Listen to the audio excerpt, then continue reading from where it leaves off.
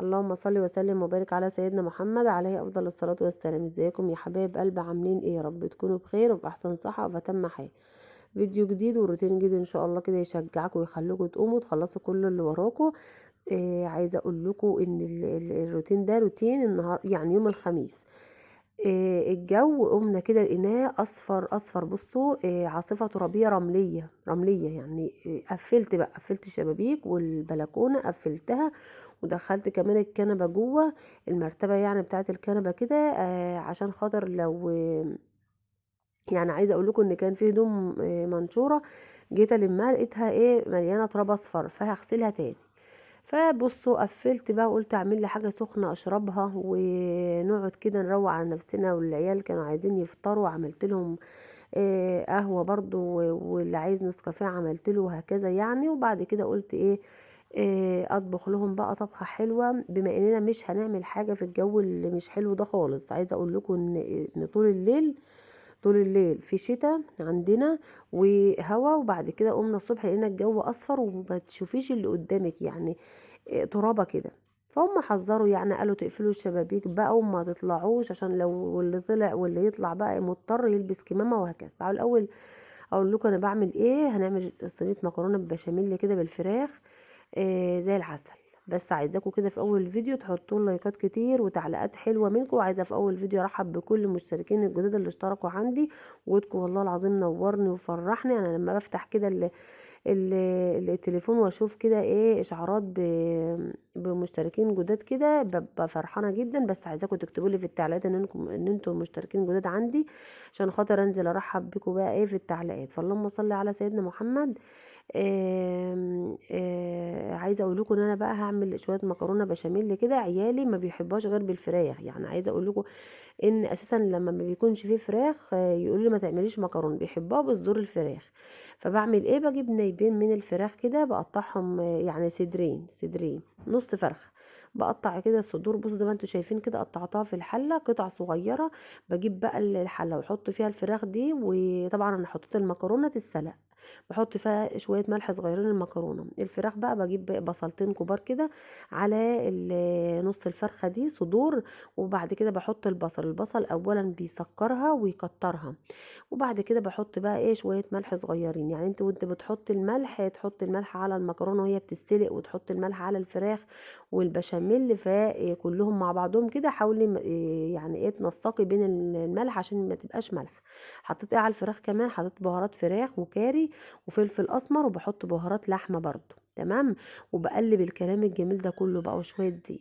بقلب الكلام الجميل ده كله مع بعضه، واسيب الفراخ على نار هاديه بقى تستوي.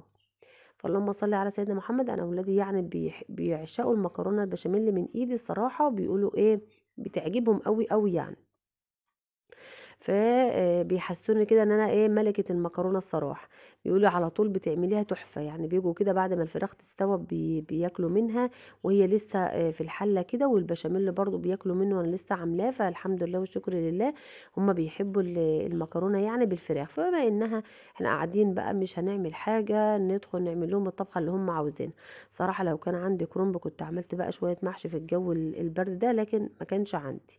عايزه اقول لكم بقى ان انا الفراخ عملتها والمكرونه اتسلقت في الحله دي كده. وعملت حطيتها في المصفى تتصفى في نفس الحله، شطفتها كده وهعمل فيها البشاميل عشان منعا للمواعين الكتير. طبعا انا عملت قدام منكم في القناه يعني على المكرونه البشاميل كتير، ولكن عذرا يعني انا ولادي بيحبوها على طول، لازم اعملها لهم في الاسبوع مره. فاهمين؟ فانا اتاخرت عليهم بعد العيد، من بعد العيد او قصدي من بعد رمضان بيطلبوها مني. لما بقى لقيت عندي كل حاجه، اللبن والدقيق والفراخ وكده، فقلت اعملها له. فاللهم صل على سيدنا محمد. بعمل كده البشاميل. بحط معلقتين من السمنة، بستعمل سمنة روابي ريحتها حلوة بالقشطة. وبحط شوية زيت، وبحط بقى الدقيق. بحط حوالي 9 معالق أو 8 معالق ونص دقيق مليانين حلوين. ليه؟ بحب البشاميل، بحب أكتر.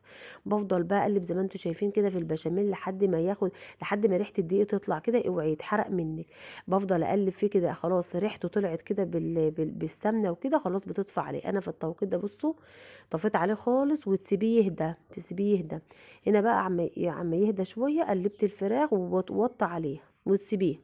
بالتوابل اللي انا حاططها قد ايه، بتبقى جميله والله العظيم. عايزاكم تجربوا صينيه المكرونه بالطريقه دي، حتى لو كانت بالفراخ او اللحم. بحط بقى على البشاميل ايه، حطيت مكعبين من المرقه، مش هحط ملح بقى خالص، وشويه فلفل اسمر. فاللهم صل على سيدنا محمد. خلاص الدقيق هدي خالص وبقى يعني بارد، بنزل عليه باللبن. تمام. بنزل عليه بحوالي كيلو وربع من اللبن، وبكمل ميه. ليه؟ اللبن عندي كامل الدسم، فمش لازم احط كله لبن. كل الاكلات الحمد لله اقتصاديه وبتطلع تحفه والله العظيم. فبحط حوالي كيلو وربع من اللبن، وازود مجين ميه، وتقلبي بقى. بصي انت بتقلبي كده على البارد. يعني عايزه اقول لكم طريقه البشاميل دي، اللي ما بتعرفش تطبخ خالص بتدخل تعملها. بتقلبي بقى. خلاص البشاميل اللي كان بارد حطيت عليه اللبن، تفضلي تقلبي لحد ما ايدك بقى اول ما تولعي النار ايدك في البشاميل على طول، تفضلي تقلبي بقى كده لحد خلاص بتحسي ان هو هيتقل معاك اهو، تطفي. تمام. تطفي اهو. بصوا هو خلاص، حسيت ان هو تقل معانا في التوقيت ده، انا طافيه اساسا النار. او زي ما انتوا شايفين كده بيطلع احلى بشاميل واطعم بشاميل تاكليه. او زي ما انتوا شايفين كده المرقه فلفل اسمر، وعايزه تحط سنه بهارات لحمه، بس انا حاطه بهارات لحمه وبهارات فراخ وكله على الفراخ. اهو بصوا البشاميل زي الفل، زي العسل. فاللهم صل على سيدنا محمد. جبت بقى الصينيه. بصوا المكرونه بقى انا عملت ايه، حطيت المكرونه كلها في بشاميل وقلبتها. لازم تبقى مليانه بشاميل كده. والفراخ بصوا، نص فرخه عملوا لي كميه محترمه، وعايزه اقول لكم طعمها بقى ولا ريحتها تحفه. والبشاميل اهو معايا برضو، جهزت كل حاجه عشان ارص بقى صينيه المكرونه المحترمه دي. فاللهم صل على سيدنا محمد. عايزاكم يا حبايب قلبي تحطوا لي لايكات كتير. يعني اللايك اللي بيرفع الفيديو، نفسي كده فيديو واحد او فيديوهين يبقوا لايكات 1000 لايك.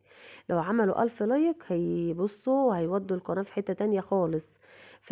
عايزاكم بقى تعملوا مشاركة على الفيس بتاعكم لكل اصحابكم لكل حبايبكم، تشجعوني كده وتشجعوني باللايكات والاشتراكات. ما تحرمش منكم يا رب، ولا من كلامكم الجميل، ولا من تعليقاتكم الجميله اللي بتشجعني. ما تتصوروش لما بلاقي كده تعليق كده على التليفون بفرح ازاي. فربنا يسعدكم يا رب ويفرح قلوبكم يا رب. تكون فيديوهاتي كده بتشجعكم. طبعا انا عارفه اكيد كلكم النهارده كده، لو في برضو عندكم الجو كان عندكم اصفر، اكيد انتوا برضو قعدتوا كده ما عملتوش اي حاجه غير الطبيخ وغسيل المواعين. فلما صلي على سيدنا محمد. الروتين النهارده كان خفيف. بعمل ايه، حطيت بقى المكرونه تحت، وحطيت الفراخ في النص. بحب احط كده مغرفتين بشاميل. وبعمل ايه، بحط بقى رق المكرونه التاني فوق، وبحط بقى بشاميل. انا بحب اكتر البشاميل على المكرونه. تمام. اللهم صل وسلم وبارك على سيدنا محمد. بحط بقى البشاميل كده على المكرونه. ويا سلام بقى لو في جبنه موتزاريلا بتحطيها فوق. طبعا ما كانش فيه وما كانش في الامكان ابعت اي حد. ليه؟ عايزه اقول لكم الجو كان صعب. يعني هو ساكت كده، بس تطلعي تلاقيه اصفر وترابه. يعني لو نسيتي البلكونه مفتوحه نص ساعه، لقيت الصاله كلها تراب. فلو الجو طلع حلو بكره ان شاء الله كده ننضف بقى مطرح الترابه الصفرة دي. فبصوا حطيت البشاميل اهو على كله يعني على الصينيه، ودخلتها طبعا الفرن. بتحطها على نار عاليه عشان تنجز معاك. طبعا ولادي اول ما طلعت، بناتي اول ما طلعت دقوا منها يعني. فانا رحت جايه مقطعاها اهو. البطاطس حطيتها على النار، كنت عايزه احمر لهم شويه بطاطس يعني مع المكرونه. بصوا البشاميل تحفه والله العظيم. صينيه مكرونه تحفه، ما باتتش يعني، خلصت. غسلت المواعين وغسلت الصينيه. بصوا كنت عايزه اطلعها طبعا لسه سخنه. يعني لازقه تحت لسه، كل ما تبرد كل ما تمسك معاكي. بس احنا الصراحه بنحبها سخنه، بنحبها ناكلها مش لازم تكون ماسكه نفسها، لا بنحب ناكلها كده. بصوا متفرطه بعيده عن بعضها. والبشاميل اللي عايزه اقول لكم والله العظيم طعمها تحفه. حطيت كده غرفت كده الصينيه المكرونه كده في الاطباق. بحط الصينيه جنب مننا اللي عاوز بايه بكمله. وحمرت بطاطس كده، حبه بطاطس محترمين يدفونا. وجبت المخلل وعملت طبق سلطه زي العسل. وقعدنا بقى. بعد كده بقى غسلت بقى شويه المواعين و مكان مكاننا. يعني عايزه اقول لكم حرفيا يوم الاجازه ان انا بدخل اغسل مواعين في اليوم. انا غاسله مواعين النهارده كتير كتير جدا يعني. بيكون العيال في اجازه وكده. طبعا ادوا امبارح اجازه عشان لسوء الاحوال الجويه، ادوا الاربع والخميس. فالصراحه لما بيكون قاعدين في البيت المطبخ ما بيخلاش من المواعين، بلم كله بقى، يعني كل ساعتين 3 كده الم المواعين وايه واغسلها.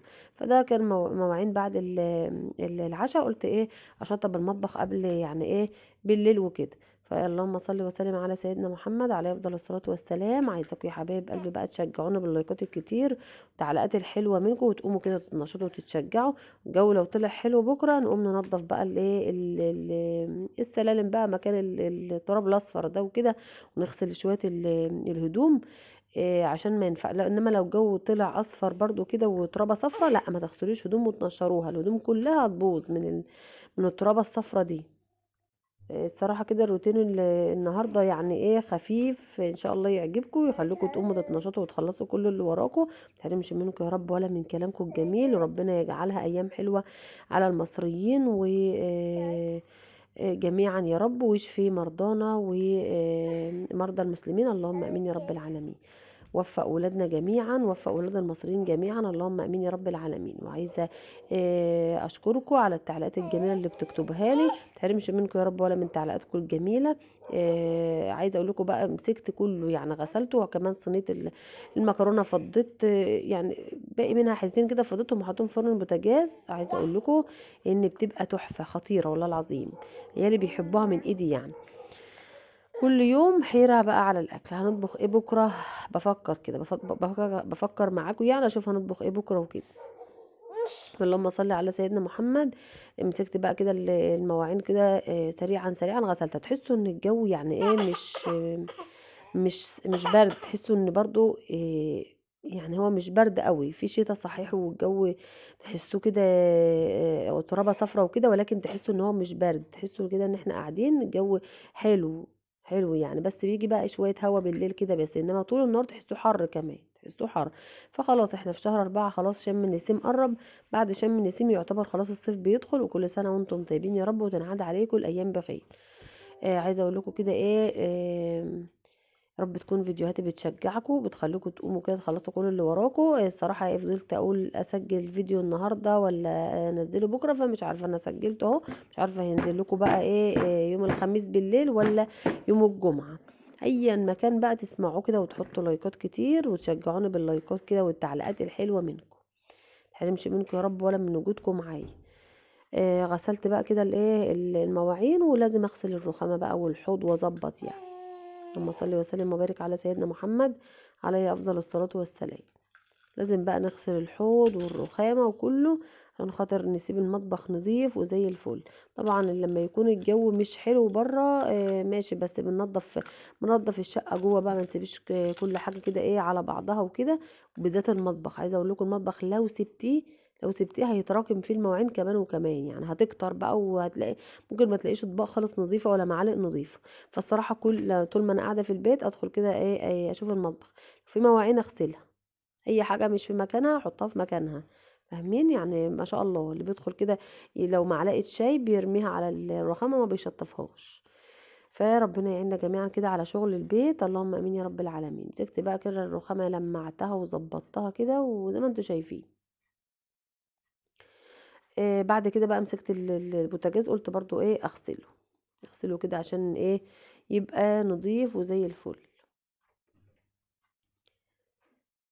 ربنا كده يعيننا جميعا على شغل البيت وتكون فيديوهاتي كده بتشجعكم يا رب وتكون تشجعكم وتخليكم تقوموا تخلصوا كل اللي وراكم. مسكت بقى كده الايه البوتاجاز اغسله واظبطه. ولو الجو طلع حلو بكره ان شاء الله نعمل لكم بقى ايه روتين حلو كده، ننضف بقى مكان. عايزه اقول لكم الجو كله كان ترابه، البلكونات كلها تراب والشبابيك حاساها برضو كلها تراب وكده. الصراحه كنت عايزه انضفهم النهارده ولكن اللي ينظف بقى في وسط التراب والعاصفة دي يبقى بيضحك على نفسه. هيمسح مثلا الرخامة من هنا، ويمسح مثلا الأرج أو ينفض شباك أو كده، فالترابة بتيجي تاني يعني. فبنصحكم في أي يوم كده مثلا في عاصفة ترابية أو كده، ما تاني يوم بقى ينضفوا مكانها وكده.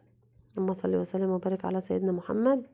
مسكت بقى البوتاجاز لمعته وظبطته زي ما انتوا شايفين كده، والحوامل غسلتها وشطفتها وسبتها بقى تنشف وظبطت كده. رب يكون الفيديو يشجعكم ويكون يعني شجعكم كده تقوموا تخلصوا كل اللي وراكم. عايزاكم ما تنسونيش في اللايكات الكتير بقى والتعليقات الحلوة منكم. ويجعلها يا رب بكرة الجمعة يجعلها جمعة مباركة علينا جميعا، اللهم امين يا رب العالمين. وفق ولادنا في الامتحانات، اللهم امين يا رب العالمين. زي ما انتوا شايفين كده لما مسكته كله ظبطته كده ولمعته هوريهولكم. اهو زي ما انتوا شايفين كده. كده الفيديو يكون خلص. مسكت بقى بصوا الحوامل حطيتها تحت كده بس تتصفى سريعا وهحطها. اشوفكم في فيديو جديد ومع الف سلامة.